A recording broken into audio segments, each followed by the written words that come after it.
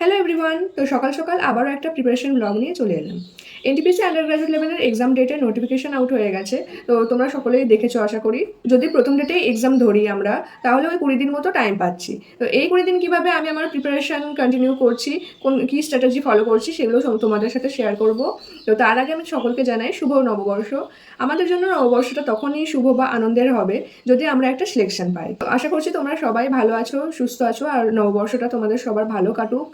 আর যাতে আরও ভালো কাটে, আরও আনন্দের হয় পরিবারের সকলের জন্য, তাই জন্য নিশ্চয়ই তোমাদের প্রিপারেশনটাকে আরও স্ট্রং করছো। এই 20 দিনে আমি কোন স্ট্র্যাটেজি ফলো করব তার জন্য একটা রুটিন ভেবেছি। আমি রুটিনটা বানাচ্ছিলাম, তো তখনই মনে হলো যে তোমাদের সাথে রুটিনটা শেয়ার করি। তো পুরোটা বানাইনি আমি এখনও। রুটিনটা শেয়ার করার আগে আমি একটা কথা বলি।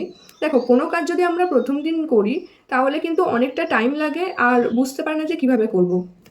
আমি যে কোনো কাজের কথা বলছি, বাড়ির কাজ বা যে কোনো প্রজেক্ট প্রথম থেকে কিভাবে শুরু করব, মাঝখানে অনেকটা টাইম লেগে যায়। বাট ওই কাজটাই যদি 3-4 দিন 5 দিন করি, একভাবে করতে থাকি, আমরা কিন্তু অনেকটা টাইম, মানে কম টাইমের মধ্যে কাজটা করতে পারি। রান্নার কাজ ধরতে পারো বা যে কোনো কাজ ধরতে পারো।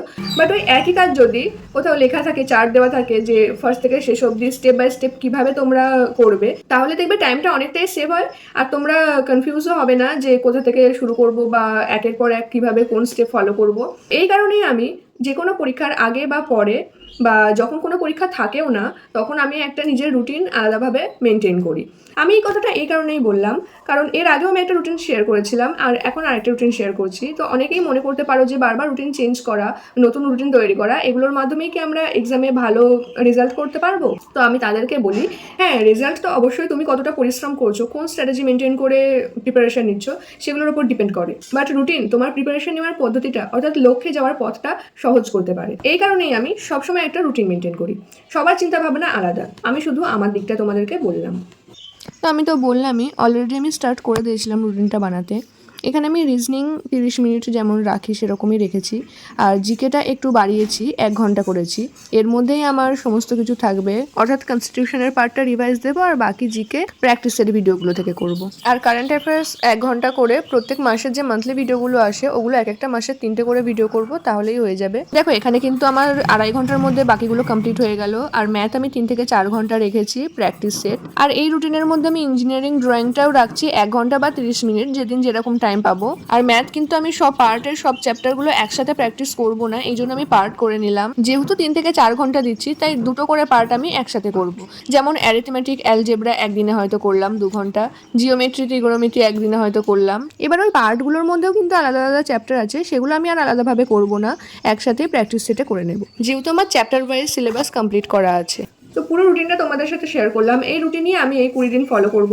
বাট যদি আমার এক্সাম এই মাসে না হয়, আবার জুন মাসে তো এক্সাম ডেট আছেই, একটা মাস পুরো টাইম পেয়ে যাচ্ছি, 1 মাসেরও বেশি। তো তখন কি আলাদা রুটিন হবে কি না, এই রুটিনটাই আমি মেনটেন করব, সেটা তখন জানিয়ে দেবো তোমাদেরকে। আশা করছি এই রুটিনটা মেনটেন করলেই বেটার হবে, কারণ রুটিনটা আমি যেভাবে বানিয়েছি সমস্তটাই প্র্যাকটিসের মধ্যে চলে আসছে। প্র্যাকটিস না থাকলে ভুলে যাওয়া হয়, যেটা আমি গ্রুপ ডিতে করেছিলাম, প্র্যাকটিস সেভাবে করিনি। বা ম্যাথের ওই ধরতে গেলে অ্যারিথমেটিকটাই আমি বেশিরভাগ প্র্যাকটিস করেছি, যে জন্য আমি বাকিগুলো পারিনি, আর গ্রুপ ডিতে নাম্বারটা অনেকটা কম চলে এসেছে। এই কারণে আমি এখানে রুটিনের মধ্যে সমস্তটা আলাদা আলাদা পার্ট ওয়াইজ প্র্যাকটিস করার একটা রুটিন বানিয়ে নিয়েছি, যাতে অন্তত আমি নতুন কিছু না শিখি, বাট যেটুকু আমি শিখেছি সেগুলো ভুলে না যাই।